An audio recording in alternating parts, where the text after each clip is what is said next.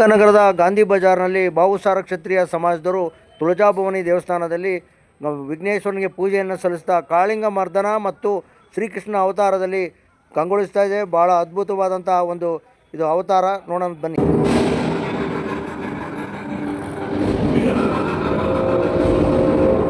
Shrikrishna